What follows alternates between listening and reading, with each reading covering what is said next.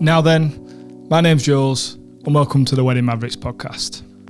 On this week's episode, I'm discussing something a little bit different with my guest. Something not directly related to weddings, but I think it's possibly, the most important topic to discuss, and it was really important that I included it in this series. I want to start off by being honest. These past few years, since I started my own business, my physical and mental health and fitness and nutrition has suffered. I won't bore you with my personal story, but in a nutshell, over the past few years, my business grew, it became successful, but to the detriment of my health. Physical and mental well-being is the most important thing to all of us. If we're not fit and healthy, it affects everything in our lives. Ultimately, you could die or have an illness that limits your ability to enjoy life. And I can say this as someone who lost their dad to an unhealthy lifestyle when he was just 50 years old. But even if it isn't that serious, poor diet and not moving enough is likely to contribute towards many physical and mental health conditions. So I had a really valuable chat with a mate of mine who is an expert in all things nutrition and exercise. Nick is a personal trainer and nutrition coach with Forever Lean, as well as doing personal training at Wakefield CrossFit and Millennia Fitness. Nick is a really likeable and laid-back character, but he's super committed at whatever he puts his mind to, and I can see how much effort he puts into helping his clients work towards whatever it is that they're wanting to achieve, whether that's fat loss or performance gains. Having a chat with him has really transformed my mindset and given me the kick up the arse that I needed to make some big changes to my diet and prioritise what is important to me. There's so much great information in this episode that can easily be applied by anyone.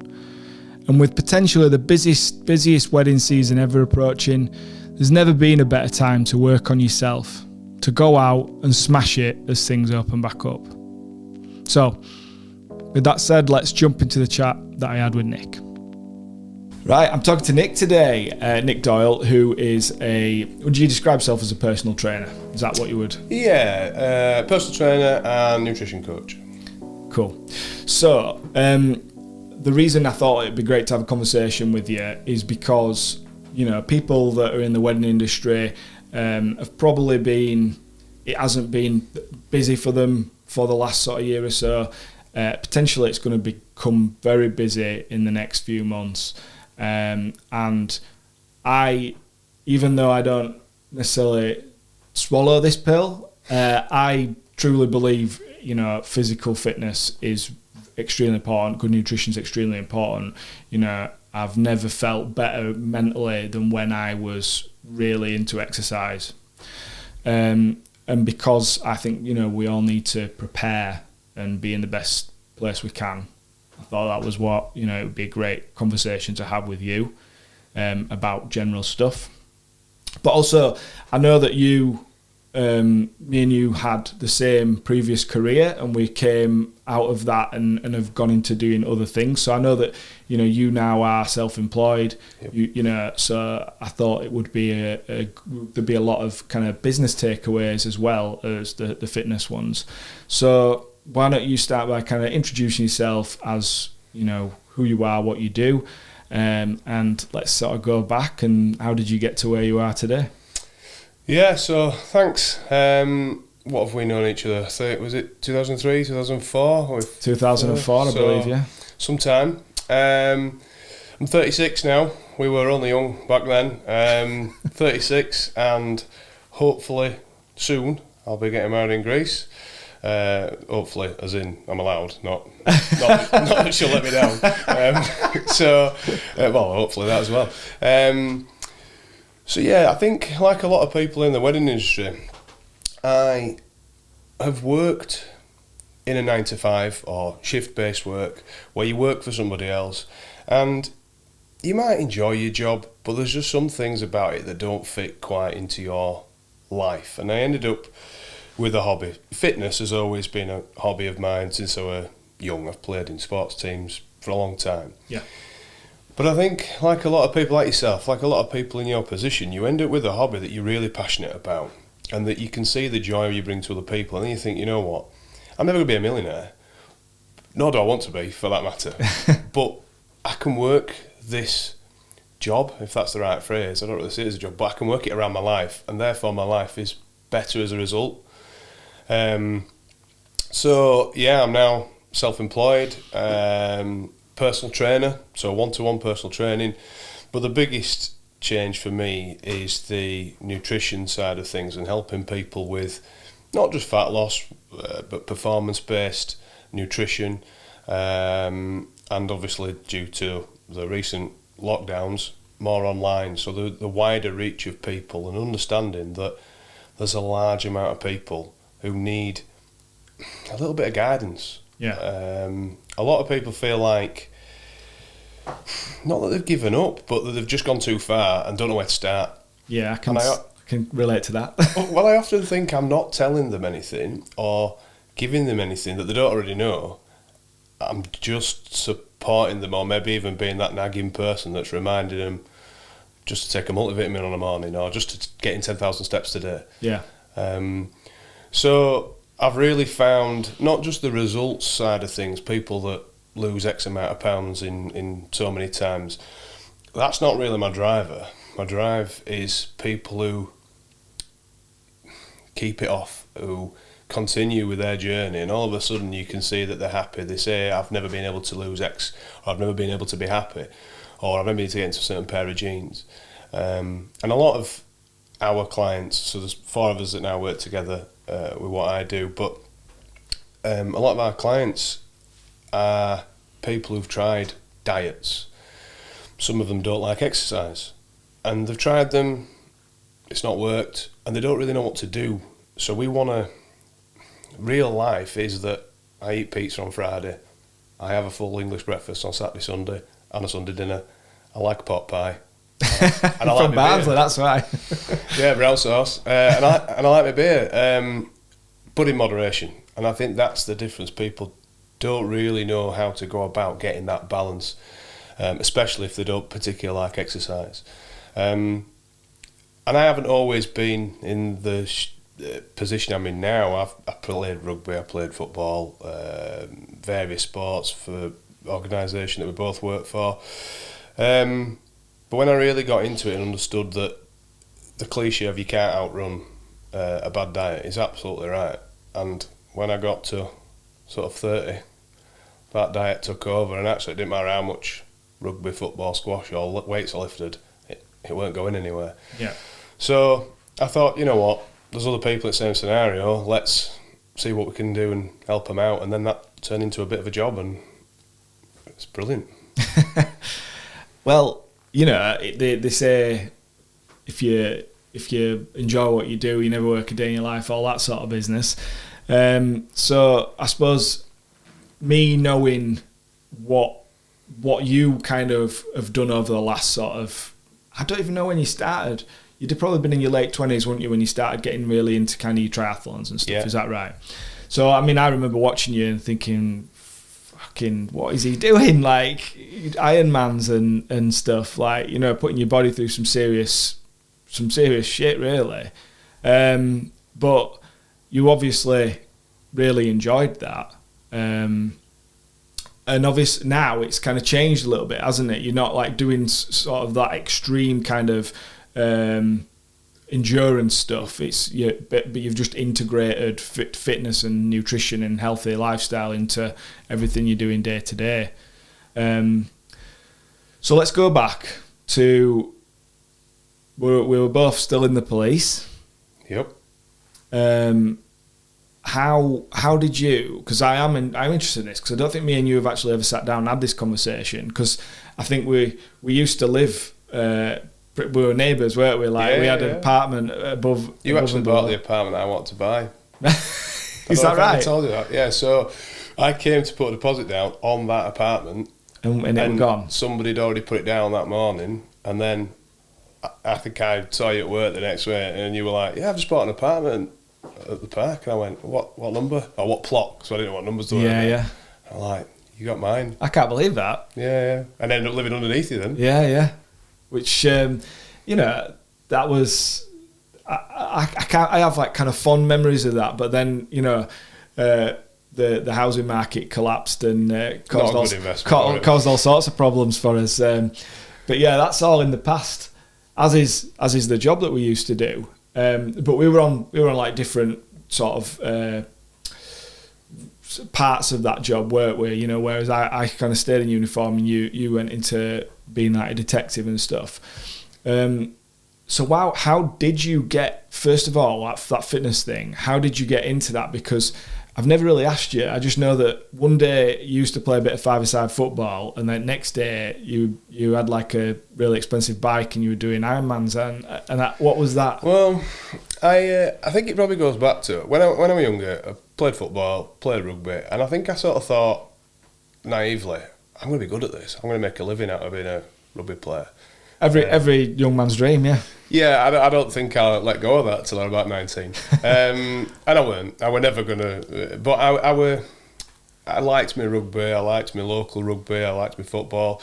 But I liked probably the community aspect of it most, which is important, and we'll come to later. But I always liked being some sort of team fitness sport. Not necessarily for the fitness at that age, I just enjoyed doing it. I wasn't doing it to be lean or to be fit. I just enjoyed the sport. Yeah.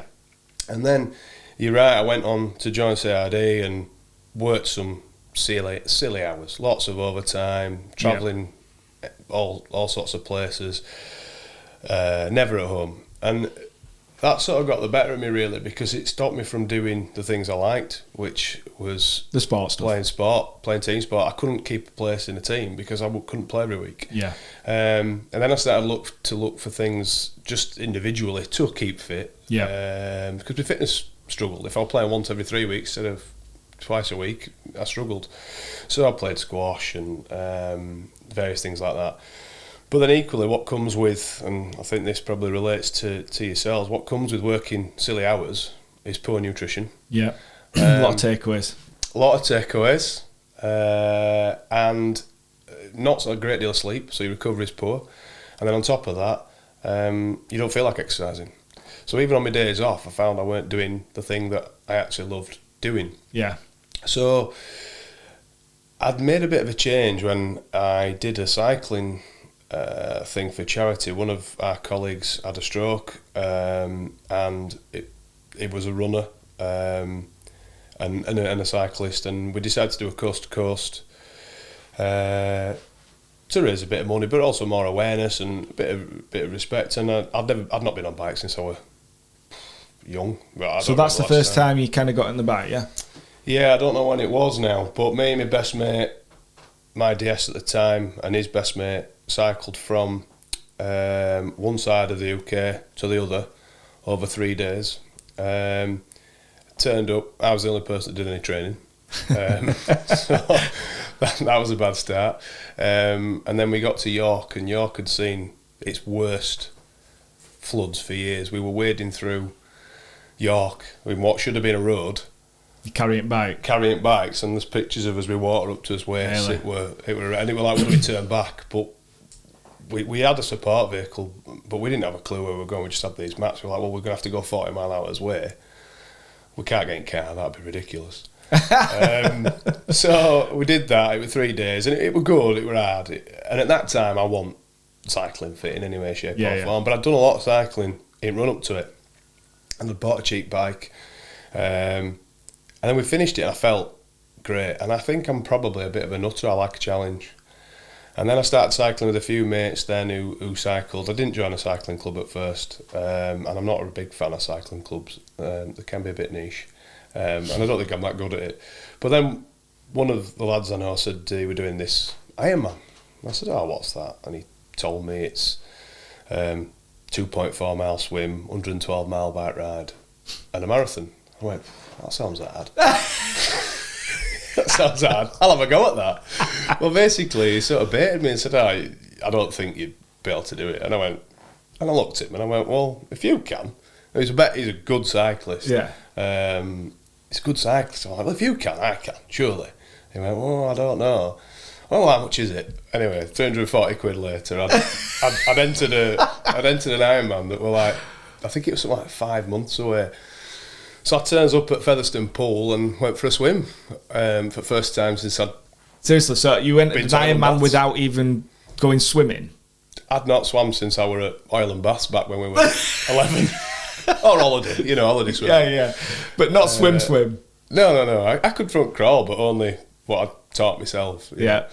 So I turns up at Baths, I had a bit of a swim, and there were a swimming coach there, and she had this T-shirt on in pool. She was coaching these kids in, swimming T-shirts, and on back of a T-shirt. So I went up to her and I said, oh, doing an Ironman,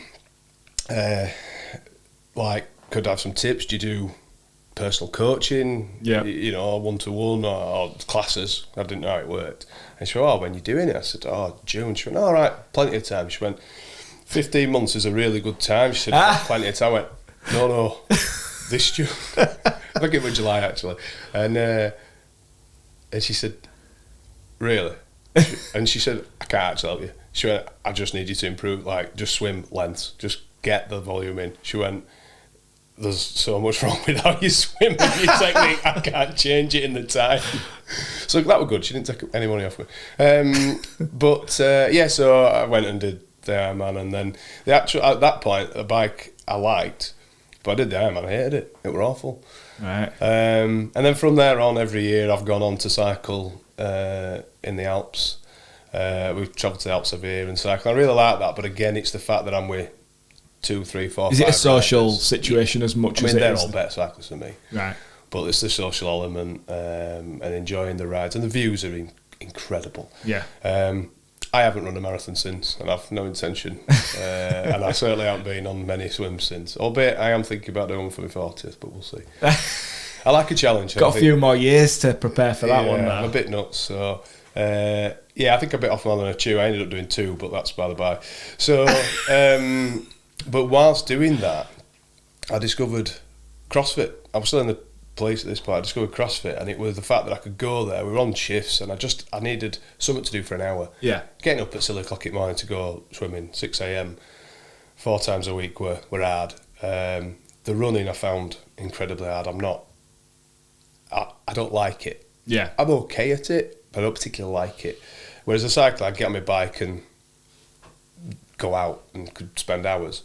But I wanted something for an hour, and I got introduced to CrossFit and really enjoyed it. Going for an hour, get sweaty, get a workout, go home, shower, change, go to work, and it was great.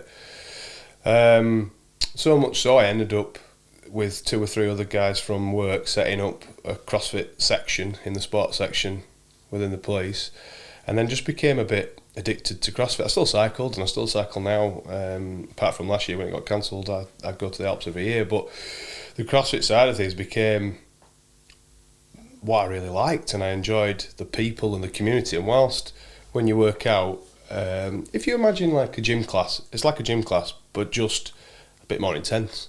Yeah. And it's as hard as you want to be. Like we have some members, we have a member who's 72, we have some members who are 14. You have to change the scale of what those people can do, and obviously what I can do. And you get better. I've been doing it years now. You get better at it as you go along.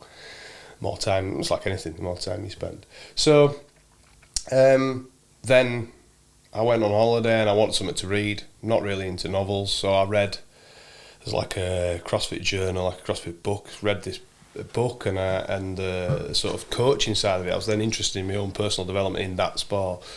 And then I thought, you know what, we set up this section, I need some qualifications for it, because I'm teaching people in the force how to be fitter, but actually from an insurance point of view, we probably need some sort of qual. So I did a CrossFit qual. Yeah. Then I did a level 3 personal training qualification again. I just want something to read on holiday, and I'm interested in it, and I think if you're interested in it, you want to read it. And I use that now really, like I go on holiday or I try and do 3 to 4 hours a week, and it is hard unless you do it every day, but 3 to 4 hours a week of reading of something that will advance me as a coach or as a practitioner. Yeah. Something I don't already know about, or if I do, it's extra tough. So that's where the nutrition came in. we go back to saying you can't outrun a bad diet. I can exercise all day long, but the reality is not everybody does.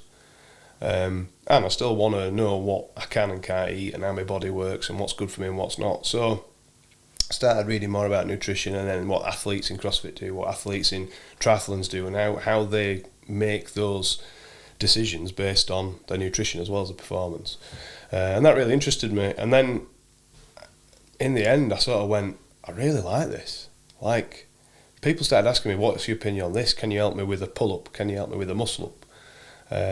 How do you do this? What do you do to stay in shape? Or my mobility was quite poor when I started. Years of football and rugby and injuries that come with it, and I got better because I worked on things I were poor at. People, what did you do? And what do you eat? And people were asking me like for help. Yeah. And I'm looking, going, just a 30-year-old geezer just throwing some weight about. Eating a pot pie in corner with a protein shake.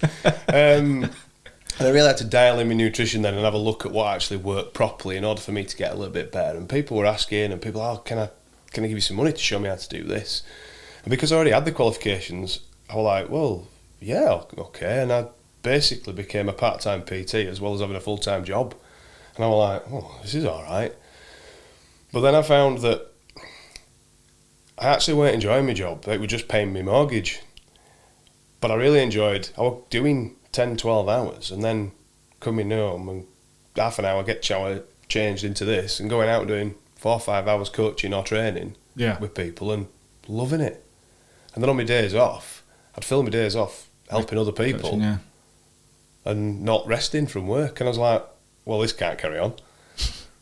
But which did I prefer? And I don't need to tell you guys in the wedding industry, but you see people's faces when they either get the right shot, get the right video, the right dress, the right set of flowers, or for me, they get a pull-up, or just they send me a text about not necessarily the weight that they've lost, but how they feel or how they look. Yeah. And I just found that were just a much better feeling for me personally than doing whatever I did at work. Yeah. And so you were getting a reward that wasn't necessarily obviously we all need money to live, but you were getting that, it was something else, an extra gratification from seeing other people happy, which is, I suppose, what it's all about for all of us, really. Yeah. And yours is in the fitness industry, but anybody who's in the wedding industry is going to be getting that from more than likely whatever it is they do, whatever service that is that they're providing. I think that's the thing, though, isn't it? We tend to slog ourselves for other people, and I think for yourself, you'll spend hours a day stood up, antisocial, Saturday, Sunday, evenings, stood on your feet, lack of sleep, poor nutrition, certainly haven't exercised much that day, all for other people's gratification, which is fantastic, and that's what we do, that's what we love. And then we look back a week, a year, 10 years later and go, life's just passed me by, and well, what about me? Yeah. So I suppose for me it's about trying to show people how they can get that balance, and whether it be people in the wedding industry or people working in office. I mean, working from home this last year I think has really affected people's mental health. For those people who've been lucky enough to be in work, there's obviously people that haven't, and I think that health and wellness is important to people. And as cruel as it sounds, we all want to look in a mirror and feel confident about ourselves. Yeah. Just want to have sex with lights on, don't you? Sounds vain, but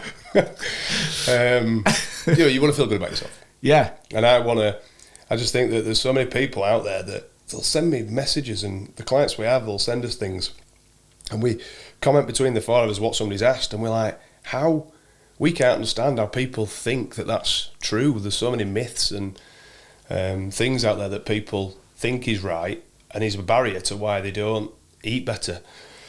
Most people, a lot of people say, I'm not into fitness. You don't have to be, but we can eat better. There's no doubt about that. Yeah. And we can plan. And I think that's my role really now, is to show people that we can have that balance. You don't have to slog your guts out to get it. Yeah. And it's not a case of it's either this or this. You can create a balance between having both. Yeah, absolutely.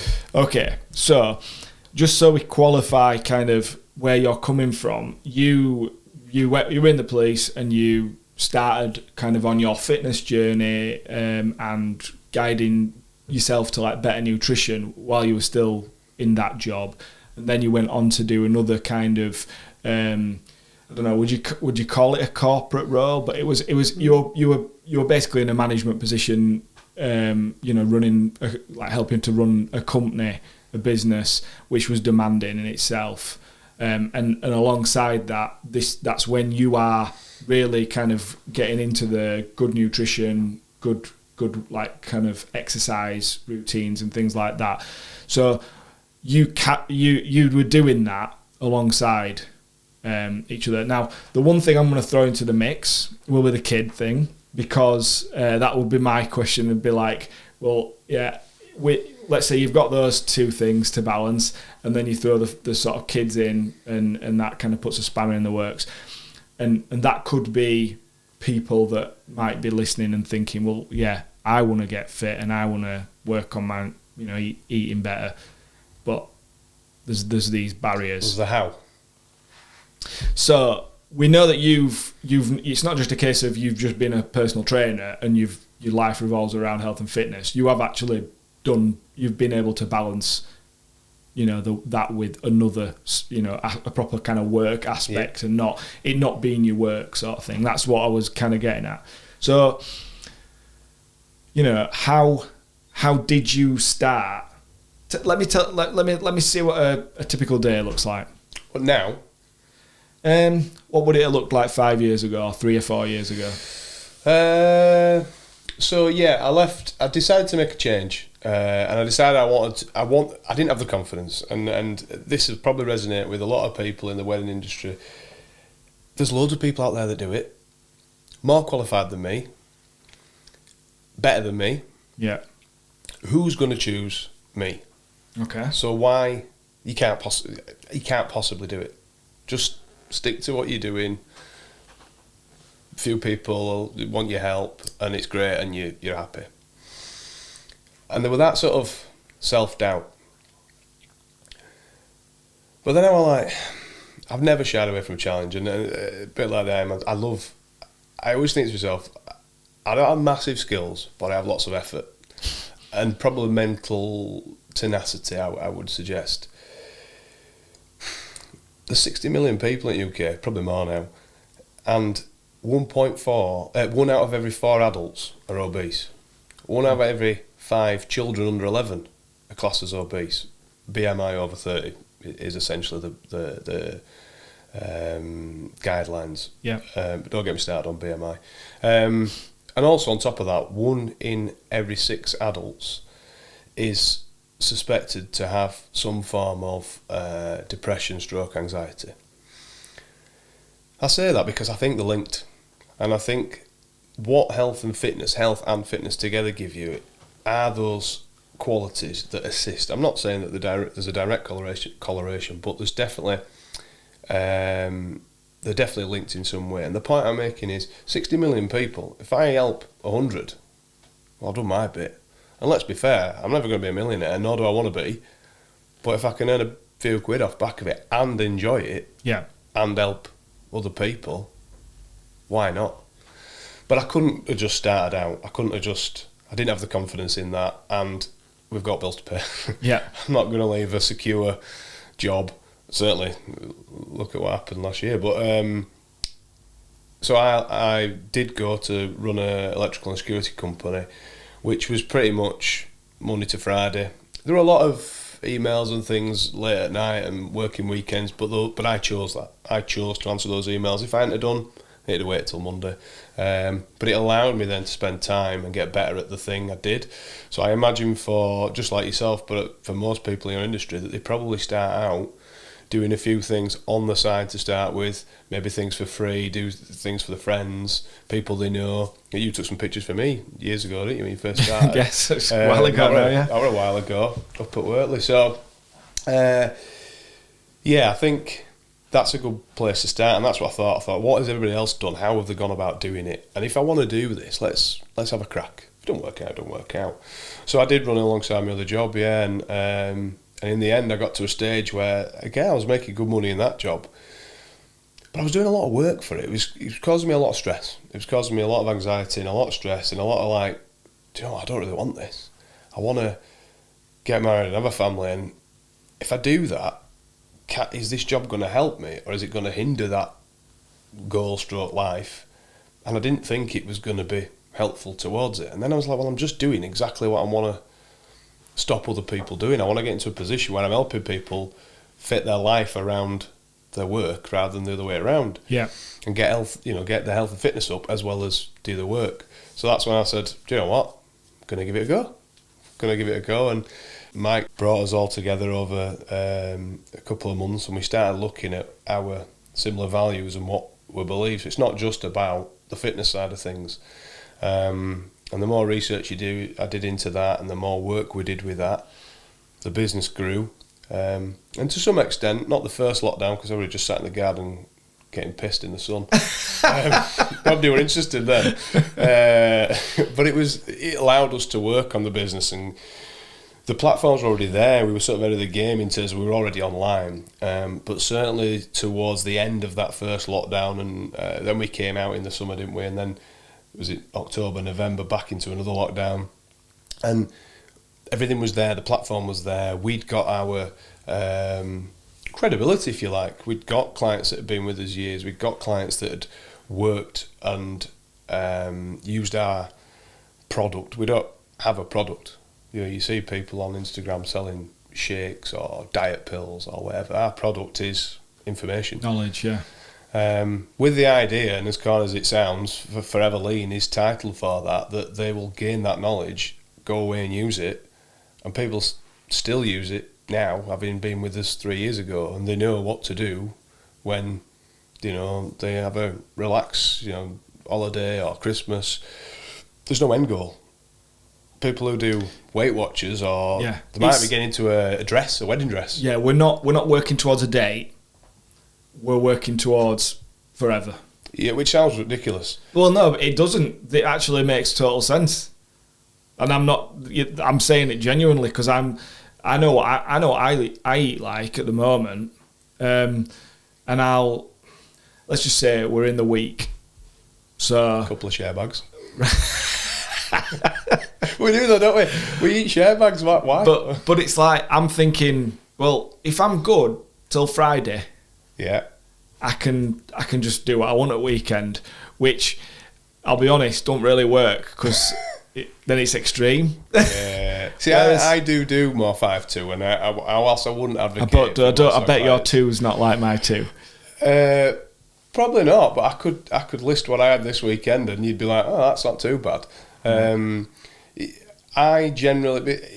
think it's easier, and again, it's about finding that routine, and it's a bit different for you guys in your business, because you'll be having weddings on Tuesdays and Wednesdays now, whereas ordinarily you might be Friday, Saturday, Sunday, and therefore the Monday to Thursday editing or Monday to Friday editing, that you can get into some sort of routine, which right now might not be a particularly great one, because we have bad habits.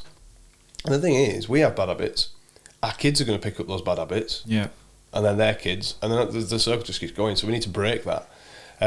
So during the week, my habits are pretty good.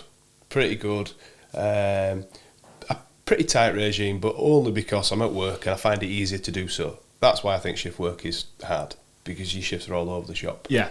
And I got fitter and more nutritionally balanced when I stopped working shifts. Yeah. No doubt about that. Yeah. But only because I put the effort in. But so Friday, I always eat pretty much the same sort of stuff and the same sort of calories. I'm not advocating the 5-2 diet. It works for me personally, but only because I like to have the things. So I get home on a Friday. Friday's pizza night. Either homemade or from a Italian restaurant, a local Italian restaurant. Certainly during lockdown, obviously they've struggled a little bit. So decent pizza. I'm not talking, greasy pizza with kebab meat on top. Yeah. So getting hungry now. With a couple of beers. So I love my craft ale, couple of beers. But I think that's the key. A couple. Okay, that's my problem. Yeah, so a couple of beers, and then Saturday is usually some form of cooked breakfast. homemade, obviously. I'll train in the morning, usually with our lass, with the other half, because I train with the lads during the week with the team. So on a Saturday we do that together, and then usually a bit of DIY because there's loads of that in a minute. Just bought a house, so a bit of DIY, whatever lunch, whatever's available really, whatever is in the fridge, and then tea on a Saturday is usually something sexy. I want something. If maybe a takeaway during lockdown, maybe homemade curry. It's not necessarily as healthy as you might think, but then equally, if I am having that curry, we'll share a naan, we'll share a rice, and we'll have one dish. Right. And when Rebecca don't finish this is where I'm hers, going wrong. it's all about moderation. Yeah, and when yeah. Rebecca don't finish hers, because she never does, I don't eat hers. All right, I was going to say. I used to. I can, and I will. But that's the control is that. Okay. That's where I stop. Control. How do you master that then? Depends what you want. Do you wanna? Right. Do you wanna? So I do want the other half of that curry, but do I? It's 11 o'clock at night. It's just sat there. We're still watching film, whatever we're doing Saturday night. But actually, am I that bothered? Right. Probably not. I equate, and this is what we do at Forever Lane, everything's about, is it worth it? Is that value worth it? So we do track. So we track as foods, for me more loosely, but when we have people on certainly a fat loss diet or a performance-based diet, it's important for us to track. But for those of you who aren't, the bottom line is you have got a bank account of, let's say, 100 quid. If you spend 110 quid, you're overdrawn. Or you pull some out your savings. So you have 100 quid in your savings. And those savings are calories that you've not eaten during the week. So you've saved them up on your 5-2 diet, right? Okay, you talk about. The 5-2 diet is not something that we're advocating as such. But let's say you've saved some calories, you've banked them, because you know you're having a curry on Saturday night. Okay. So you have 50 calories less a day. You end up with 100 quid in your savings. So now Saturday night, instead of spending 100 quid, you can spend 150 because you got some in your savings. Okay. But I also want a breakfast on Sunday. And I'm thinking, that extra half a curry, is it worth the extra 10 quid? Is it worth the extra 250 Because I can have that other meal. If I eat that other half, which I don't really need. I'm not hungry. It's 11 o'clock at night. I'm going to bed in half an hour. It's just gluttonous. It's just there. I mean, I'm from Barnsley. I won't throw it away. I'll plate it up and eat it tomorrow. Do you know what I mean? Like, do I need it? No. Do I want it? Yeah. Like, it's like a dairy milk bar. We buy these big bars of dairy. I love chocolate. Not in a minute. I'm on Lent. But we buy these. Don't ask. I eat chocolate every day. Every single day. Because I like it. But the dairy milk bar's massive. Right? Am I going to eat a full one? Well, I will if you put it there. But if I buy the individual small packs, which are tiny, they've got really poor, aren't they, in terms of size? Yeah. But what a rip-off. But we're built for economy, so we buy share bags because we've got kids. We buy, kids will eat them. No, they won't. You've eaten it on Saturday night to yourself. Yeah, just keep putting your hand in. You've not even looked and there's like 3 left. No, I might as well finish them. It's a share bag. But actually, if you'd have got a pack of Walkers out individually, would you eat it? Yes, it'd cost you more money. But a few quid for your health and fitness. Yeah. And I think it's about habit. So I'll not eat that extra bit of curry because I'm going to have tomorrow. I'm going to have a breakfast, or we'll have a glass of wine with Sunday dinner, and I want that glass of wine. So everything's about what am I not going to eat. And the bottom line is people say, "Oh, that's a bit boring." Okay, don't do that then. Don't think of it that way. But that's where you end up over-consuming. You end up overdrawn. You would not pay your bills, would you? So it's all right being 50 quid overdrawn. Well, I could probably make that back next week by eating a few less calories a day. Not rapid. I'm not into rapid fat loss. But if we go 500 quid overdrawn, we can't pay his mortgage, take his house off us. Yeah. We don't do that, do we? No, but I've never even thought of it. This is quite a revelation for me. I've never ever thought of it like this. I've just thought you either want to. It's like you either want to get fit or you don't. You either want to lose weight or you don't. That's what I've thought, and it's like maybe because like you've already alluded to, you kind of think, oh, but it's gone too far. It's such a big mountain to climb now.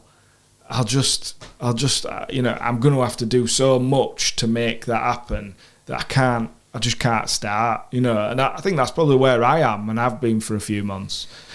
Whereas what you've just done is actually say, if it was money, and if your calories, if you equate them to money, and you actually say, well, you'd go bankrupt, you'd have no brass, you'd not be able to pay your bills if you treat it like you treat your nutrition. That's insane. Think of it like a car journey. Present company excluded, because this analogy doesn't work with electric. So if you have to travel to London, it's 200 and odd mile, 3.5 hours journey. You have to put fuel in your car. How are you going to get there if you don't? So we have to put fuel into our body. We have to eat. Yeah. And I very much look at food a bit like fuel. I need to eat, and it's made up of protein, carb and fat. I could put, say it's a nice car, a sports car, and I want to go fast in it within the speed limits. You want to, I might put 97 octane unleaded in instead of 95 for the car enthusiasts out there. I might put some boost in, But the point I make is we have to put fuel in the car to get to London. If we don't, and we eat less, so people might eat a lot less, and then they can't perform. Okay. There is a certain amount we have to put in. In fact, we could use your car, for example. When it runs, so solar power, when it runs, as it's moving, it's also generating power. It's also generating electricity, isn't it? The body does that. So as we move, we are burning calories. And I'll have to say to people, it might be a mountain to climb, but you won't go out and run a marathon tomorrow. Anybody, unless they're already a marathon runner. Yep. You would train for that marathon. So why can't we train as gut and as mind, probably more so on mind, for the same thing? Tomorrow, I'm not going to go out and run a marathon. I'll probably start by walking around block. Yeah. How much time do we spend on social media? How much time do we spend 15 minutes before sleep? First thing we do when we wake up, on our phones in the morning. Yeah. Probably looking at our friends, our competitors, our colleagues, what they're doing. Why'd you care? But actually, if I got straight out of bed and spent that 15 minutes just walking around block with a podcast on, this one, for example, I've got my steps in. I've only walked around block. All right, if you pin it down, you might not want to.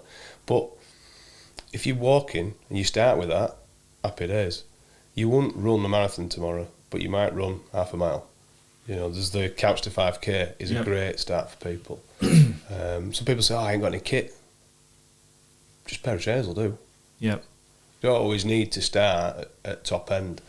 And I think sometimes that's with habits. So, for example, on the days that you're not stood on your feet, it's hard when you're at a wedding all day. You're not going to get up at 7 o'clock and go for a run, I wouldn't imagine, when you've got a full day of work. But on the other days, if you plan to go, so you're like, right, well, I'm know my diet and my exercise is going to be poor on Saturday, Sunday and Tuesday, because those are the weddings I've got. So on the other 4 days, what am I going to do? And I'm going to allocate that time. Writing a list, put it on the fridge. Just like you'll do with, packed lunches or meals. Yeah. Write down what you're going to do. Okay, so go back to the nutrition thing then, because I think it's the exercise, the way you've just described it, is possible for anybody if they make the time. There's always an excuse, isn't there, that you can't fight, I ain't got time. But you can make the time to do exercise, because like you say, even if it's just walking around block, and build it up from there, you don't need hours and hours. So the nutrition then, what would you say is the key to everything you described about, eating sweets and chocolate? Like, I am an all or nothing guy. I've always been all or nothing. So you'll either find me sober as a judge, or you'll find me going crackers. You don't want me to tell stories of that? I don't want you to tell any of those stories, but I'm sure you've got plenty. And that's just who I've always been. And I've basically spent the last, since I had kids, trying to retrain myself not to be like that. And I still can't do it. I've been able to moderate it in a kind of like you're talking about moderation is in like really good moderation. I'm talking about moderation so that it's, you know, I'm not going out to nightclubs on a weekend now. So if I have a drink, but I'll still drink more than just a couple of glasses of wine, because it's almost like that's what I associate with a good time, if that makes sense. Same with food. I associate enjoying food with like being full and being like, I've got a proper full belly now and I have eaten well, you know, and I associate that with like enjoying my food. Whereas, how do I switch that? Habit and plan. So, for example, I'm rubbish with packets of biscuits. I like my chocolate, and I love chocolate biscuits. Not plain digestives or plain hobnobs. They're a waste of time for me. I might as well not bother. It's got to have chocolate on them, right? Yeah. But if it's a packet, I'm sweating thinking about that packet that's in the cupboard. It's open. Once it's open, game on. Yeah. And I think that's the hard part. You get a cup of tea, and what I now do is I take 3 out, always 3, not 2. Because 2's never enough, and when you go back to the cupboard, your brain says, I want 2 more, you've had 4. Yeah. Whereas when I have 3, I go, 3's a bit much, I won't get another. Okay. And I put the packet back. Or better still, I don't buy those, I buy something else that comes in singular. So maybe your supermarket will do their own brand Milky Ways, for example, a little Milky Way bag. I like them. Nice, just enough for the cup of tea, thanks very much. But because I have to physically unwrap another one, I've put a barrier there between me. So what else I often do, or something else we do personally, is I pick our shopping up from Click and Collect after my last client on a Friday night. So the fridge is full over the weekend, coming back to the more 5-2 for me personally, which allows me a little bit of freedom. The stuff is in the fridge on a night, on a weekend, and what I do is we do Click and Collect, so I can't go into the store. You can't walk round and pick random shit up. There's nothing, you know, they move stuff. They do it on purpose. It's a marketing ploy. Where things were last week, they've suddenly moved the most popular thing to somewhere else and put the most unpopular thing there and gone, buy me. And then they put all the nice chocolates near the end. If I don't see them, I don't think, ooh, I ain't had a crunchy for years. I'll have a crunchy. That's how the mind works. If I ain't got it, I can't eat it. Yeah. Whereas if I do my shopping on Monday, fridge is full all week. Well, it would have been, but I ate it all on Tuesday. So I buy differently. I don't buy share bags. I'll spend more money buying, or find a different supermarket that's cheaper, but buying smaller packets. Yeah. So I don't buy big dairy milks. I don't buy Easter eggs. I can't physically put an Easter egg back. Yeah. You know, especially the ones that they make now that they don't break them in half. You have to physically break it in half yourself. Yeah. They used to come, didn't they? You used to be able to take them apart. I'm sure that's a marketing ploy. I'd eat the whole Easter egg, so I don't buy them. I know your kids love them, but I don't buy them for me because I'll eat it all. Yeah. So I'm sort of deliberately saving myself from eating it by not buying it or purchasing better. So I'll get my food on a Friday, get it Click and Collect, but also I plan. So if I decide I'm going to have, I don't know, Ben & Jerry's. I love cookie dough Ben & Jerry's, all right? Nice. I do struggle. Half a tub, you know, from a calorie point of view, half a tub, but it is hard to put the bugger back. But I want to have that on Saturday night, watching a film. All right, so you can get low calorie popcorn, you can get low calorie ice cream, in fairness. And it does taste pretty good. Certainly the Halo Top, and there are several other brands that do it. But if I'm having it, and I know I'm having it, I sort of think to myself, well, this here that's unplanned that I'm going to eat now, do I really want it? I'd rather have, and it's like is this worth it? Am I prepared to spend that 10 quid today instead of the 10 quid I'm having on my ice cream tomorrow, my calories, 100 calories, 100 calories, or am I prepared to go overdrawn in order to have both? So I'm constant, my relationship with food is, are you worth it to me? And what is this going to do for me? Rather than looking at it, I just want to eat it.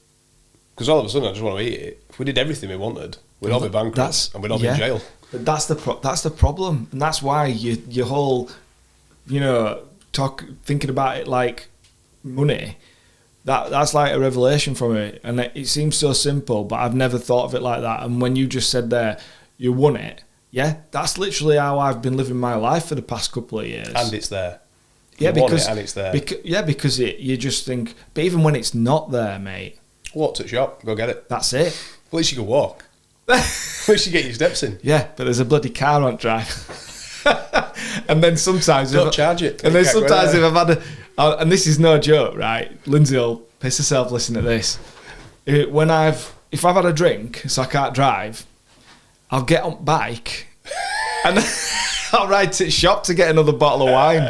You know what I mean? Yeah. And these are the sorts of bad habits that have formed over... And they didn't used to exist. Like, I can actually say, you know, without lying, I can say that if I go back, well, like we were talking about before, 5 or 6 years, I just didn't want to drink a lot and I didn't want to eat a lot. And I've replaced, it's almost like that's propping me up. Yeah.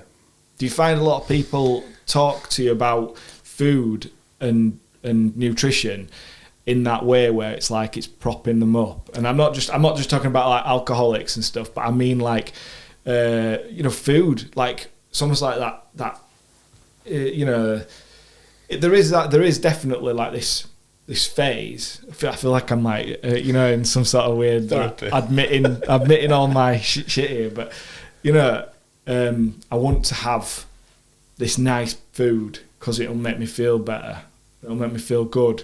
And obviously then afterwards, because you ate too much, well, do you feel think about bad. That much? I think that's the problem. I don't think we think about food that much. We look at a picture. I mean, social media is terrible, isn't it? But good, but terrible in that sense, in that we look at a picture and go, I want that. But actually, when you go to your fridge and you're rustling something up, you generally pick the easiest, sugariest thing that is there. But sometimes you'll eat stuff and you go, I actually want that nice. I just scoffed it all. Yeah. And when you finish a full bar of dairy milk, you go, well, I feel a bit sick now.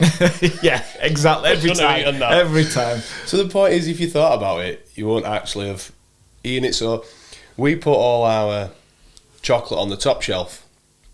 Alice is 5'1", she can't reach it. I've had to buy her a little step. But that's deliberate because I can't see it. I know it's there because we bought it from Asda, but I have to physically take it out and decide what I'm having. Again, I'm putting a barrier in the way, so I'm having to think about my food. Whereas I think the number of people that say, I just ended up having 3 share bags. I just ate 2 Easter eggs, and then I went to Asda the next day and bought some more because they were on offer. So I felt shit, but I went and bought some more anyway. And I think that's the point. We know that we do it, but in our head we allow it to happen. We're like sort of okay with it. And the number of our clients that'll say, I knew it was wrong and I've had a really bad weekend, and we'll say, it's gone. I can't do all about it now. Yeah. It's gone. You've done it. How are we going to stop that from happening again? Out of that really bad weekend, what did you enjoy about it? Well, I didn't enjoy anything because I ate too much. So remember that. But you didn't. You enjoyed some of it because you wanted it. But you just didn't think about it. You just ate whatever were in your way. But actually, if you want it, let's go, well, next weekend, are you going to... I have a client who has Reese's Pieces spread on a toast every day. I've been wanting to try that. Because she used to eat share bags of Reese's Pieces every night during lockdown. Yeah. So we replaced that with the fact that she likes Reese's Pieces spread. Right, let's have some on toast. And she goes, I've had my Reese's Pieces today. Again, it comes down to control, but it takes time. Coming back to the marathon analogy, you're not going to run it tomorrow. So if you suddenly drop your calories, and people go on diet, well, I don't like the term diet, but people go on diets and cut out stuff all the time. Why am I going to cut out something I want? I like pot pies. They're the most nutrition. They're buggery, but I like them, especially if they're warm in the front farm shop. As an athlete, should I be eating pot pies? Well, I want it, so why not? People say to me, what's the best exercise to lose weight? Whatever you like. Whatever you physically like, because you're more likely to do it if you like it. So no point me saying, well, running burns the most calories. Yeah, okay, what about your knees, what about your hips, what about that person's individual... It might not be good for that person. Yeah. They might not like it. Do whatever you like. Now, okay, the argument is I don't like any exercise. Well, we might need to try some.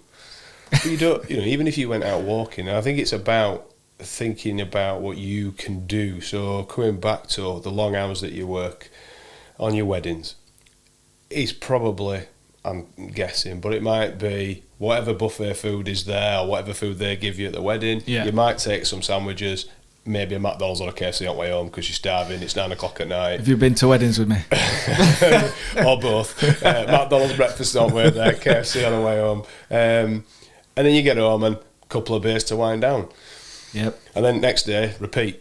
And then it gets to Monday and you feel a bit shit. You've a load of editing to do, and then you lock yourself away in a room doing all your hard work and you starve yourself all day and then you get to lunch and go, I'm starving, I'm going to eat, crisp sandwich, some hula hoops, dairy milk. We've just started the cycle again.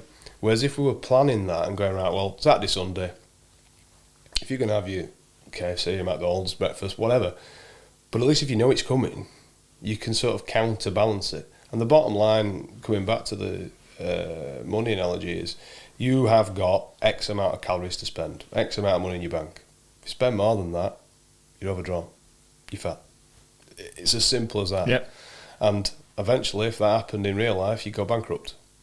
And essentially, that's what will happen. You will end up with some sort of health problem, whether that's, you just don't like the way that you look and feel, or whether you've got like diabetes, or whether you've got like you say, depression because you're physical. I think that's the silent one. Yeah. The mental health issues that seem to come from that, I think are larger perhaps, or a bit like the iceberg.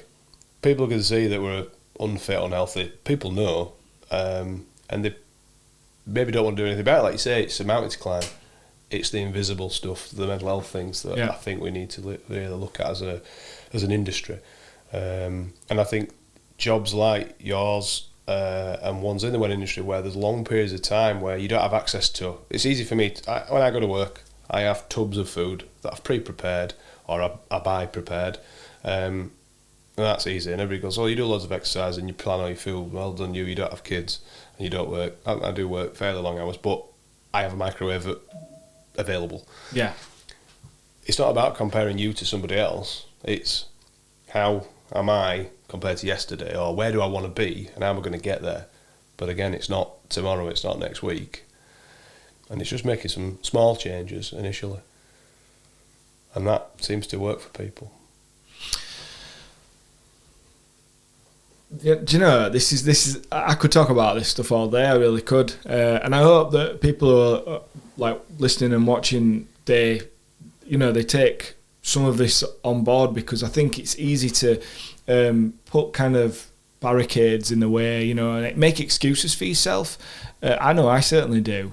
But this is something that, and I have gone through periods in my life where fitness and nutrition were important to me, and then other periods where it wasn't. And I've been through, for the last few years, a period where it wasn't that important to me, and I can now see what happened in that last few years, and I'm unhappy about it. And and it's not the reason I'm talking to you today, but I am wanting to do something. I'm like serious about doing something about that, but it shouldn't really, what you're saying is it shouldn't really be like that. You should get yourself into a place where you can just you can keep a consistency. That yo-yoing's not.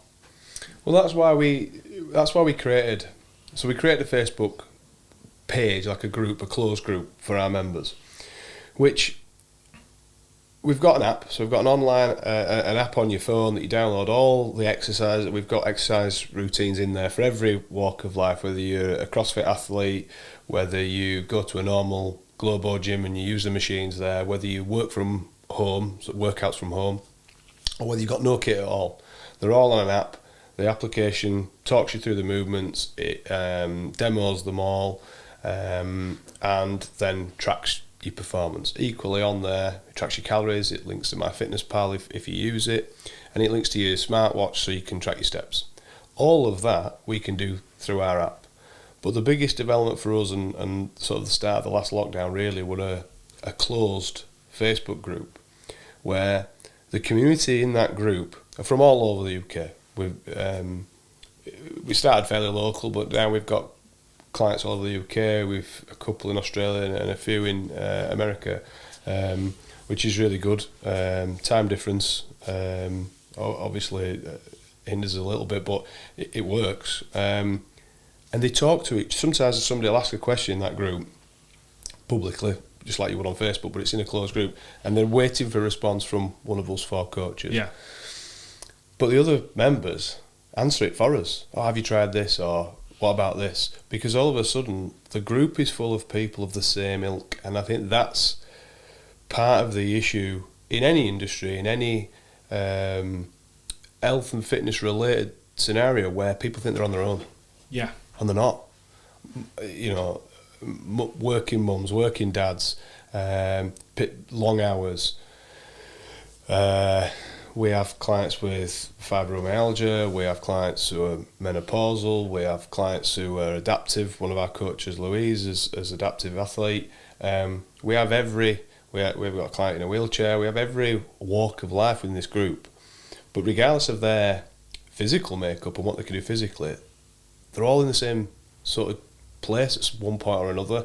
They've all had the same thoughts. Everybody posts and the other person goes, "Oh, that were me. Oh, I'm glad you've asked this question because that's me." Yeah. And this group really showed us that there's a lot of people out there in quite similar scenarios. I say the same, that's probably too broad, but similar scenarios. And they go, "Oh, I'm glad you asked that because I feel exactly the same. I just didn't say so." And all of a sudden, you leaning on your mate or somebody you know, going out for a run with somebody, or you've got a bike. I've got a bike, I'll go away on a bike ride. Or you go out by yourself. How much time? I always say to people, have you got 15 minutes free a day? Or 20 minutes free a day? Yeah, I could make 20 minutes. Right, what are you going to do with that 20 minutes? Where is an issue? Where is it? You know, could Lindsay look after the kids while you went out for 20 minutes on night? Make it educational, put a podcast on. Could we find time to go for a walk, go for a run, get on his bike, go to a gym class? Starting gym classes are hard. That's why we developed the app so that people can work by themselves if they want to. Give them that confidence. But start that way and build it up. Rome won't build it in a day, and as cliche as that sound, that's the same as anything. You didn't get as good as you are yesterday. You've been doing it years and developed your skills. Health and fitness is the same. We all knew what to do when we were 20. Maybe not, actually. My diet wasn't that good. I was just young. But now all of a sudden we're going, oh, I need to think about this. And it's almost not difficult. I sound like I'm really playing it down. It's not difficult. We all know eat less, move more. We all know that. It's the eating less bit that people struggle. Yeah. How do we combat that? Planning is the key. I can't say that enough. Okay. So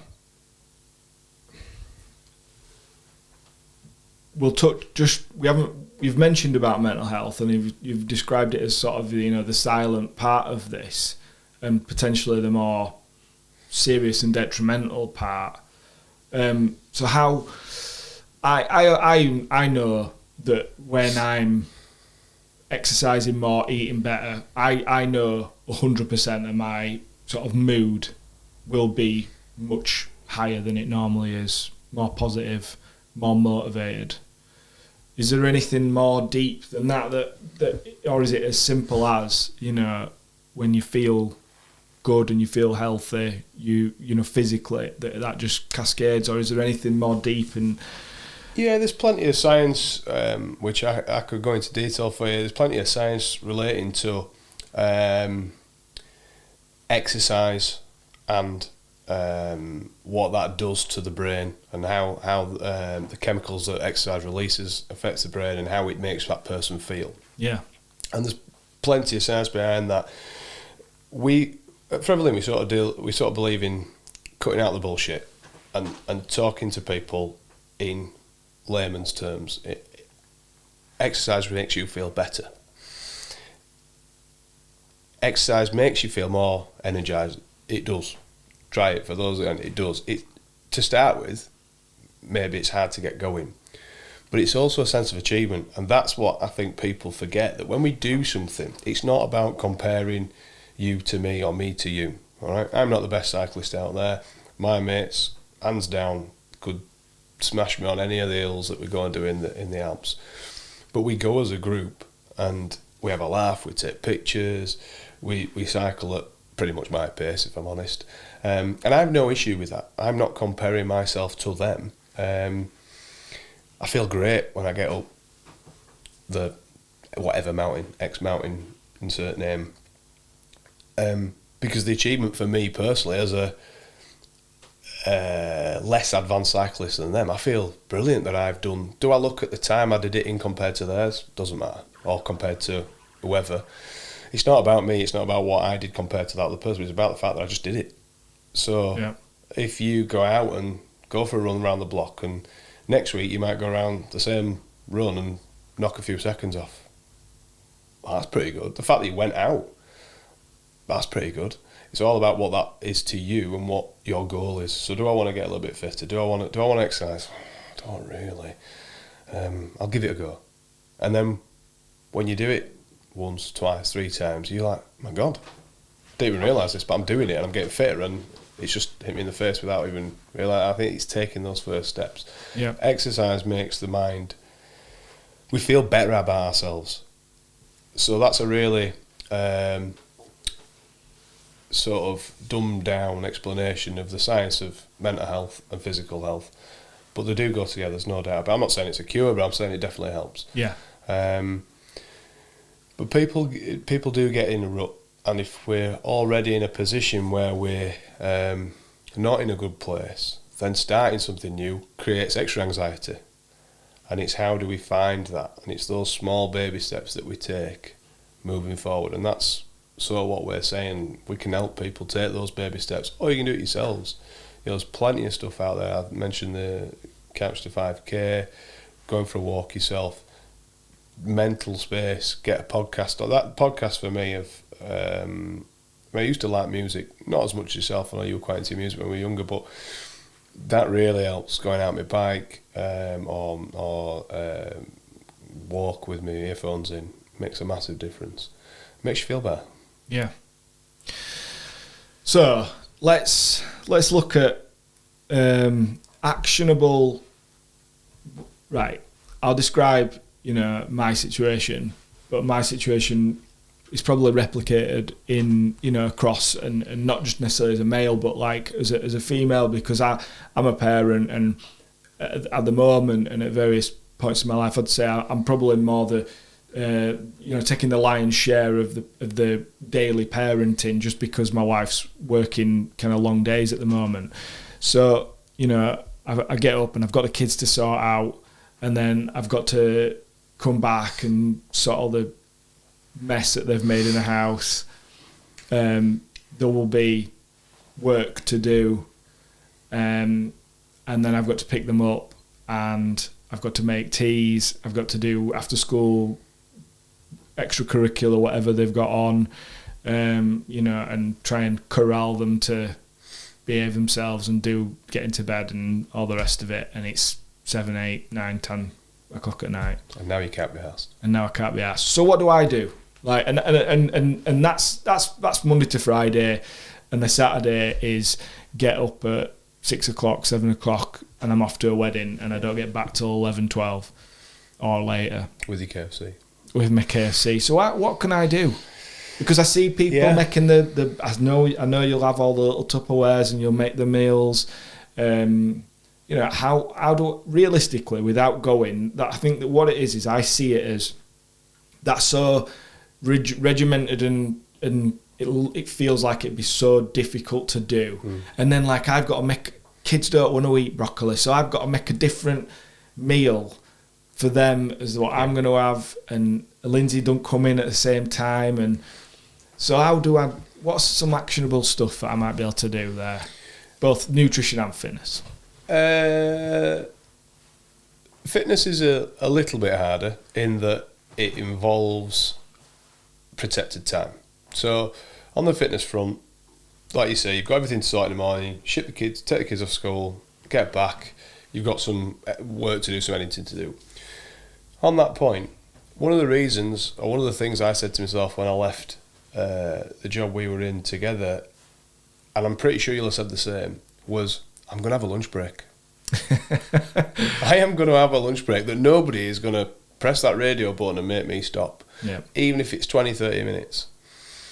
Now, that's probably impossible for you on a day when you're shooting your videos. You will probably get some downtime, but I imagine you end up working and putting whatever you can into your mouth. Fine. But then you could protect some time during the day. And whilst you say, I've got work to do. Okay. But for half an hour, could you take half an hour out at some point? Doesn't have to be lunchtime, but at some point in your day, could you take half an hour out to go for a walk? Doesn't necessarily have to be a run or a bike. Could you increase your steps first of all? So I would start, anybody who does no exercise currently, I would start with steps. How can we get all our smartwatches, even your phone, if you haven't got a smartwatch, I'm not saying go out and buy a 200 quid smartwatch. We're all about trying to life hacks rather than spend money on things that you don't need. So if you haven't got a smartwatch, don't go out and buy one. Use your phone, put it in your pocket, get your steps in. Obviously these read better because you're wearing it all the time, but get your steps in. 10 is sort of what we're looking for really as an industry standard, 10,000 steps. You go for a walk for 20 minutes, you're knocking 4. That's 4,000 steps. That's 4,000 steps you have done that you weren't going to do for 20 minutes. You get back in, 10 minutes, food. It's cost you half an hour. Yeah. So we come back to the analogy about time. You can't buy time. That's one thing I've learned in the last 27 years. I probably didn't think about it when I was a teenager, but now I got to the ripe old age of 36, I'm thinking, bloody hell, I wish I'd spent more time on something. So take that time, that 30 minutes. Can you afford 30 minutes a day somewhere? And people are not telling me that they haven't got 30 minutes somewhere. The word you use, protected time, is that's the bit. It's because that means you've got to say that's important enough. Yes. For me to say it's non-negotiable. You have to be selfish. In that sense, everything else, your priority is obviously your children, your wife, but equally, if Lindsay's in on it, and that protects, she'll also want her own protected time. Let's not forget, this is not just you. People in relationships, the other person might want that time. So it's about negotiating that time. Go, do you want to have 30 minutes at lunch? Or maybe when you come back, you drop the kids off at school, instead of tidying the pots are going to get tidied. They've got to get tidied. Everything's got to get done. But if you do it now, go out for 20 minutes, 30 minutes, then come back, do the work and the pots will still get done. All of that will still get done. But if you leave the protected time till the end of the day, it's low down your list of priorities, it'll get bumped. Yeah. Whereas that work's got to get done, otherwise you don't get paid. So you'll always do it. Yeah. But it ain't going to cost, half an hour ain't going to make that not get done.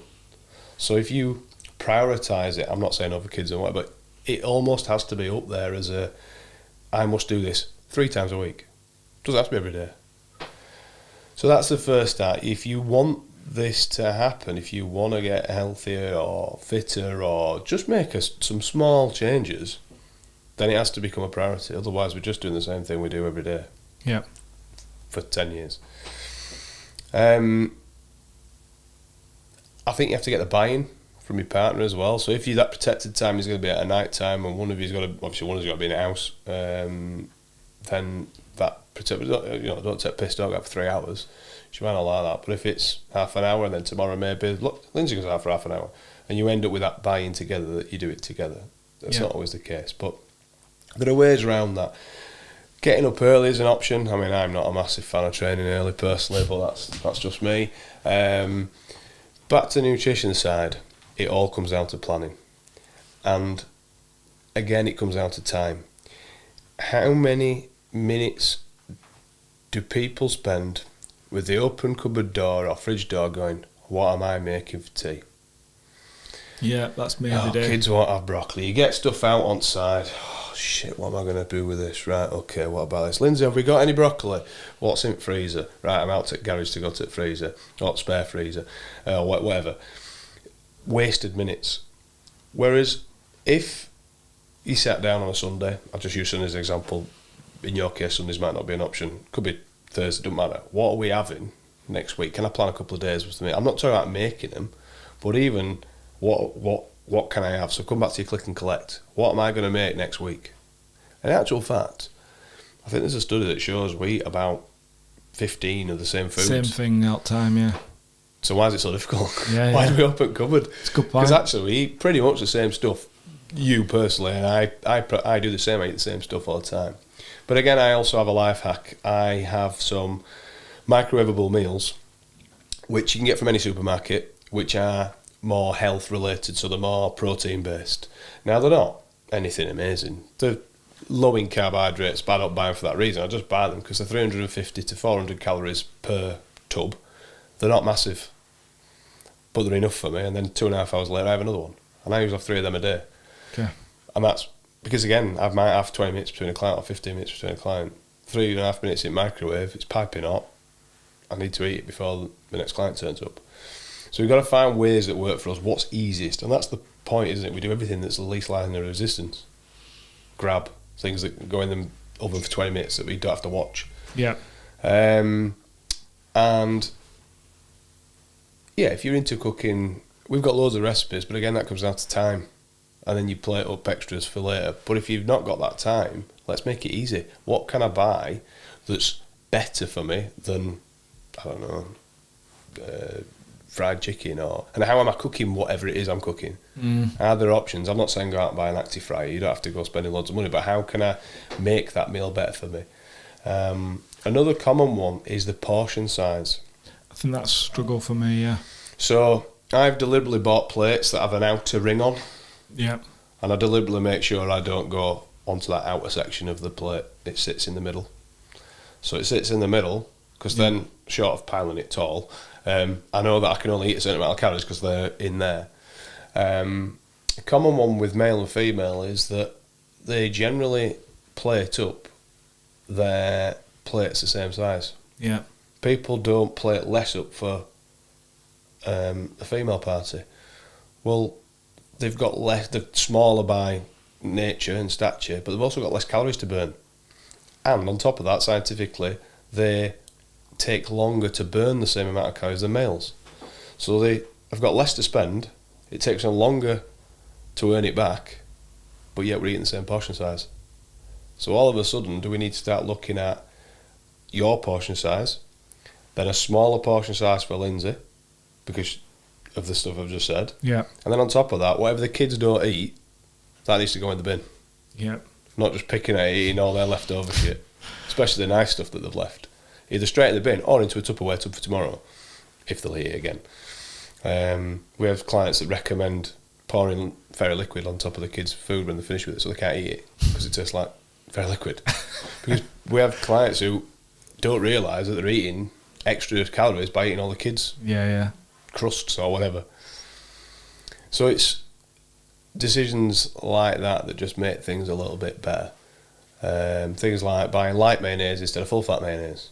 I know that might seem a bit silly, but if you're going to have mayo, you might as well have mayo, no problem. Don't not have mayo, just buy lighter mayo. Yeah.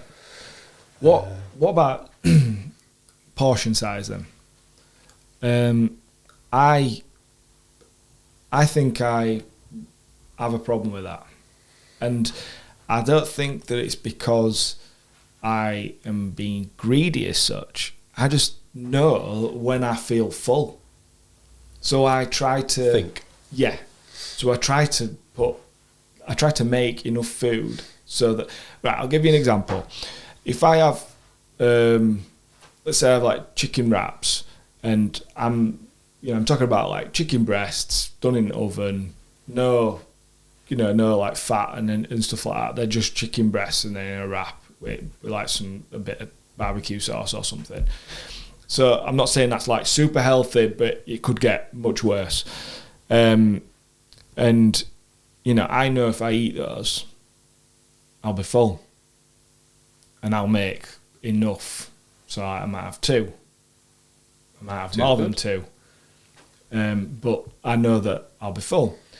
Whereas if I make, let's say I make like a bit of a stir fry, but I try to be conservative and just like, instead of putting like a full pack of noodles, we'll share one pack of noodles, and it's more veg based. Mm-hmm. There might be a bit of chicken or pork or whatever in it, but it's mainly like vegetables. And I know I eat that, and then I'll be on breakfast cereal because I'll feel like I'm not full.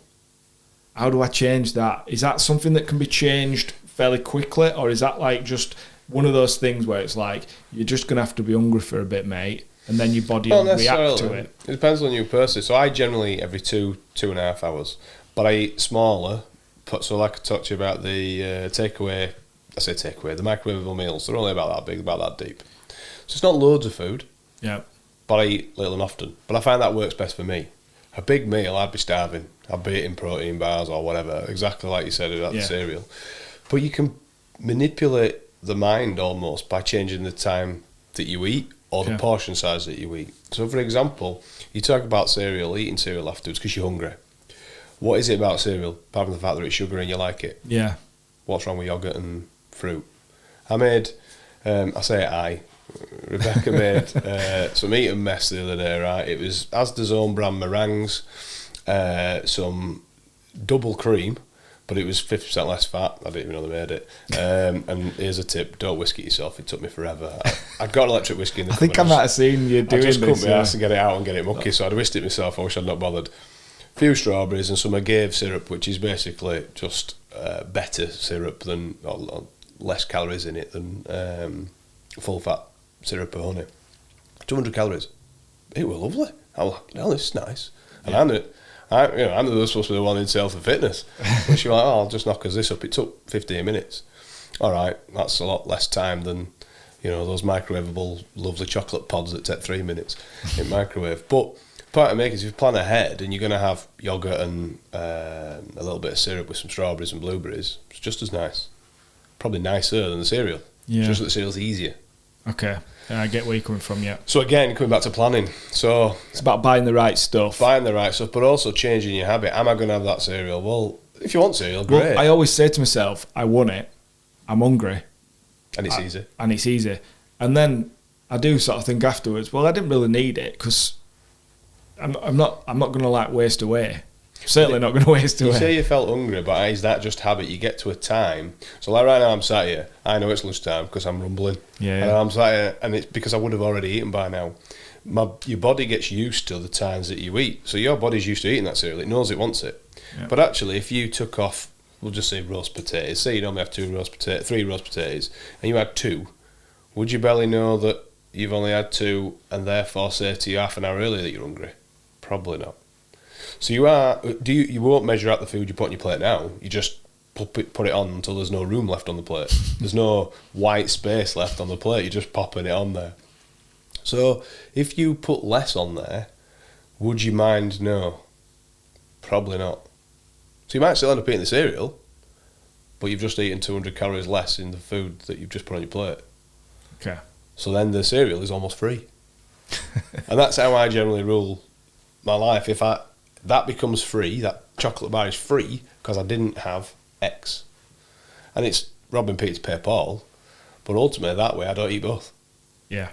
So the portion size is probably, and what I find bizarre is that people save their biggest meal for their last meal of the day. I know, and I do every day. I can't understand that. So that last meal might be 800, 600 and then you're going to go calories. lay down for 7 hours. That's a bit of a myth as well. Don't worry about that. The body, in terms of, if you put 50 quid in your tank of fuel, doesn't matter when you put it in, it can only take 50 quid. Yeah. Right? You're eating 3,000 calories. When you eat them, if you eat them all in the morning, eat anything for the rest of the day, but you were supposed to eat 2,500, you're still 500 calories overdrawn. If you spend 120 quid at Meadowall, but you've only got 100 quid in your account, don't matter whether you spend that at 9 o'clock or at 3 o'clock in the afternoon. You're still 20 quid overdrawn. Yeah. The way the body works is it's consumed 120 quid worth of calories, and 20 quid of them were too much. Don't matter when you do it. Okay. Don't matter that you're going to go lie down. Performance-based, there's science behind that, so that's slightly different. But in terms of fat loss, you're still eating 120 quid worth of calories. So don't worry too much about that, but think about it.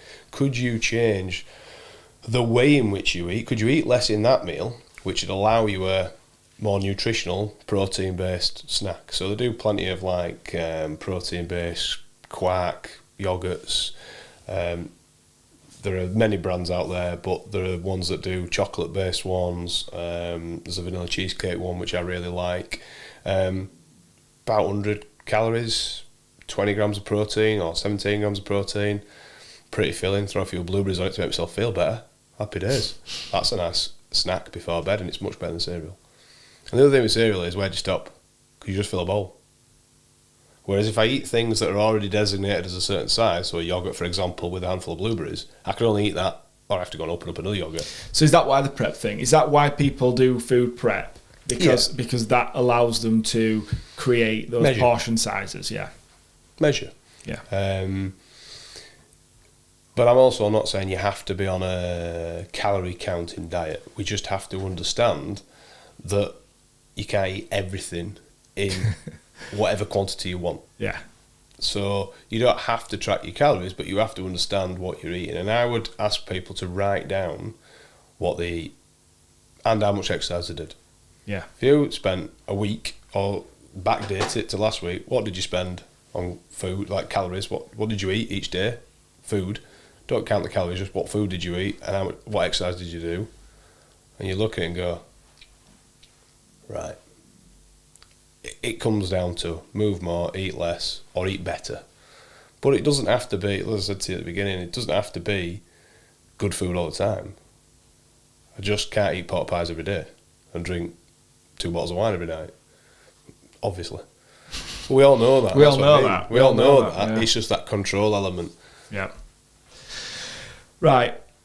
I'm going to come to kind of like more bits of rounding up the conversation now. Normally I'm speaking to someone about wedding stuff, but I do think that it's relevant to ask you these questions. So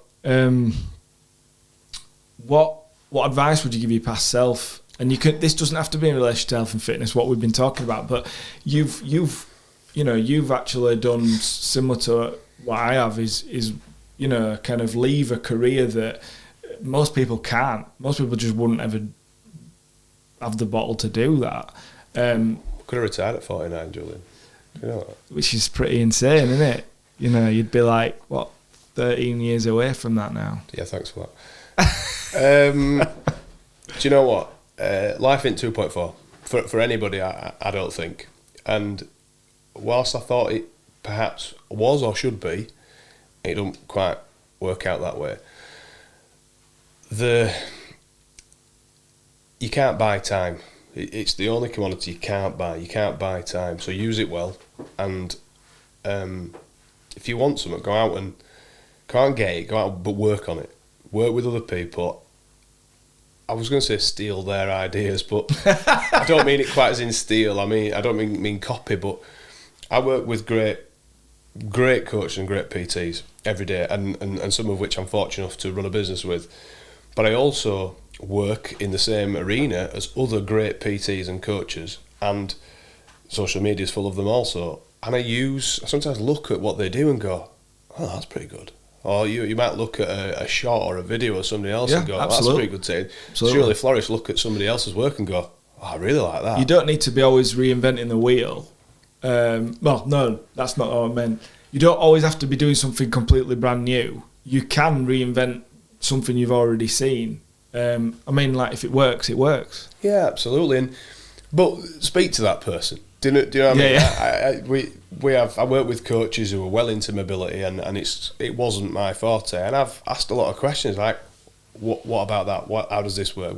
Don't be afraid to get help. Don't be afraid to start by yourself. But then equally, if I'm stuck, I go, mate, can you help us with this? I've got a client. You're not on your own. Yeah. And there are people out there there's so many people out there that can help us. But I think it comes back to we always feel like we're on zone. So if you want it, go get it. But speak to people and get that advice. It's just don't go on your own. Yeah. Anything that's 2020's taught you? Anything can happen. I think that'd be it. Have a plan B. So your plan B, for me, it's what am I happy with? What's my baseline? So it's not about, obviously we've got bills to pay. What can I do? And what, I'm not just talking about putting away savings, but what is my baseline? What can I get away with and still keep moving? And for me, I'm a little more humble and settled with what my baseline is, rather than reaching for the stars all the time. And I think 2020 showed us that actually, I don't think, a couple of decades, anything similar will ever happen again, but you just don't know, do you? No. So you've got to know where you're at and what you're comfortable with, and not lose sight of that. Yeah.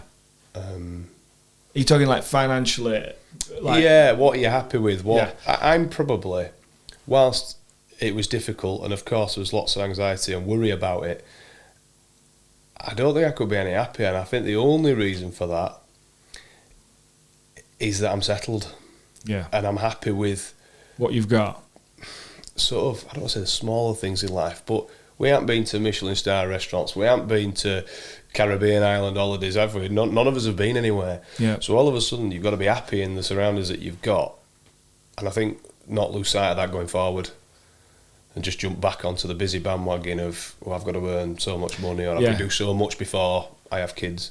Hopefully timing will show that for me I can get married and still start a family in the same time frame I planned. But hey, I'm not in control of that either. Yeah. So you just got to be happy where you're at, I think. And what about, where's it going? What do you have? You've obviously changed your life plan, over the last couple of decades. But where do you see yourself 10 years from now, or going into the future? I'd be pretty happy if I were where I am now, to be honest.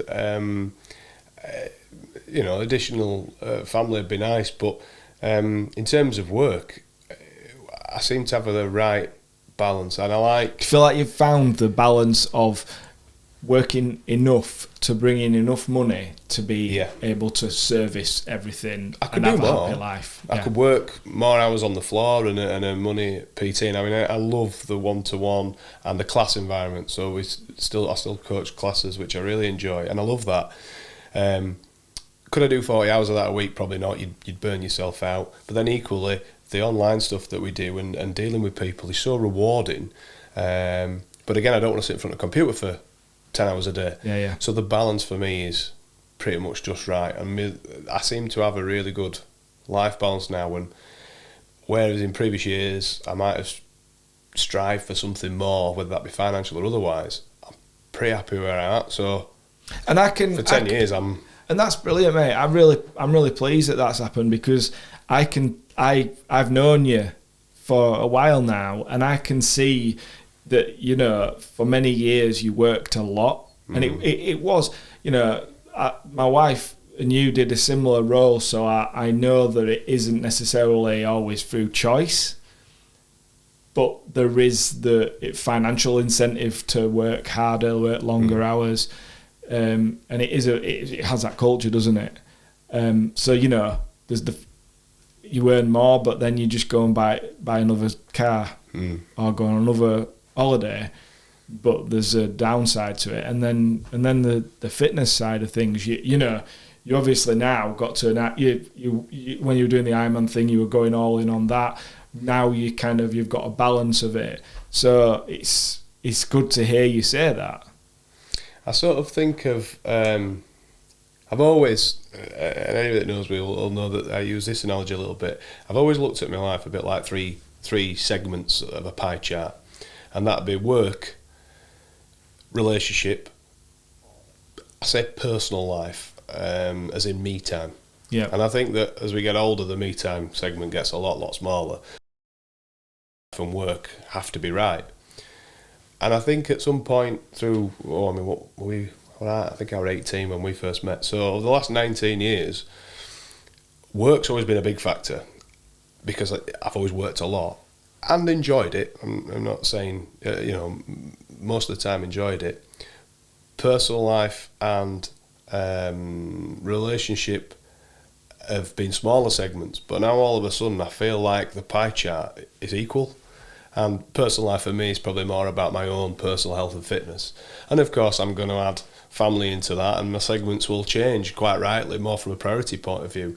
But I feel like the balance on those three segments is finally in the right place. And whilst, yes, learn more money, help more people, and I just want to do more of what I'm doing now.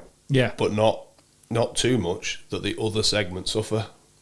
And I think that's what we do these jobs. That's why we're self-employed. Yeah. That's why we all went out on our own. That's why we do what we do. And there are times it's hard, stood on your feet for hours on end. It's hard. But the reward around, I think it was one of your other podcasts, I think with Dom, where you were saying about the reason you do it is for that life balance. And for me, I've got that. Everything seems to be in place.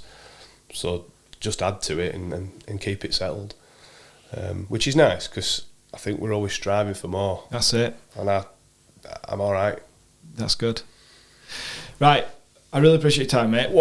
So I want you to talk about where people can kind of reach out to you if they've got any questions, health and fitness wise, if they're interested in like the Forever Lean thing or any of your like personal training stuff, because I know that for some people, having a personal trainer, I think people can sometimes have in their heads what a personal trainer is, and it's like somebody who's going to like beast them. But I don't think it's necessarily about that, is it? It's totally, it's about having someone to help you, guide you through, hold you a bit accountable to, I think Simon Sinek once said something like, people don't buy what you do, they buy why you do it. Yep. And that resonated with me, that there are a million PTs, there are a million online nutritionists, certainly now since lockdown. There are a million online coaches. There are free exercise routines on Instagram every day. There are a million videographers.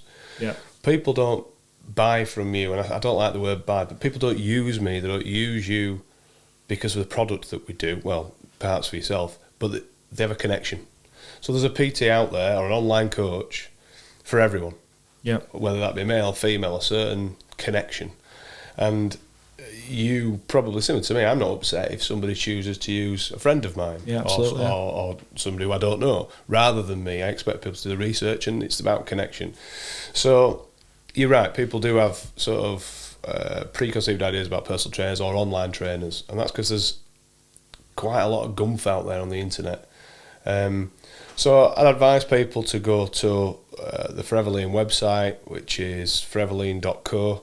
Forever Lean Instagram page is a good one. Just search Forever space Lean. My Instagram's Doyle _. Wakefield CrossFit. Go on the website there. That's where I work from. From a fitness perspective, Wakefield CrossFit and Millennia Fitness that runs out of there is second to none in terms of its community and ability to bring people together. Whilst the workout is individual, the community and the atmosphere was so addictive, and I can't thank that enough really for the start of my life journey of fitness, I think. It sounds a bit soppy, but it was that really that drove me. So Forever Lean on Instagram or Facebook or the website, myself on Instagram, and Wakefield CrossFit on any of the social media pages. Do your research and have a look at some of the stuff, that the content that's out there, and just, if it works for you, give us a shout, have a read, let us know if you've got any questions, we'll answer them. But just make a start. That's the step. Make a start and plan. You know you're working hard. Everything else in your life is going well. This just needs a little plan towards it. That's great, mate. I'm definitely going to be taking on board a lot of the stuff that you've said. We'll go for a bottle of wine now, Mike's. It's really good. You can put it in the bottle holder on the bike. Can you imagine if it fell out? Well, it's never fallen out yet. You've only got one bottle holder, haven't you? You do realise as well, this was like a carbon fibre racing bike that I was riding on with a bottle of wine in there. So Jesus. I know. Mate, thanks a lot for your time. Pleasure, mate. Really hope that people will listen to it and take something away that they can use. And I hope that if they're looking for someone to help them with that they'll reach out to you. Thanks, mate. Cheers, buddy. Thanks for having me. Okay, that's it for this week's episode of the Wedding Mavericks podcast. I hope you've enjoyed the chat with Nick. I want to say thank you again to him. I hope that, even though it was a long episode and we were talking about things that weren't wedding related, I really hope that, you've got something out of listening to the conversation that we had, things that you can take away. And even if you're not particularly into kind of health and fitness, if you're not into exercise, maybe some of the things that he talked about, some of the strategies that you could put in place to make sure that you move more and, eat a little bit healthier.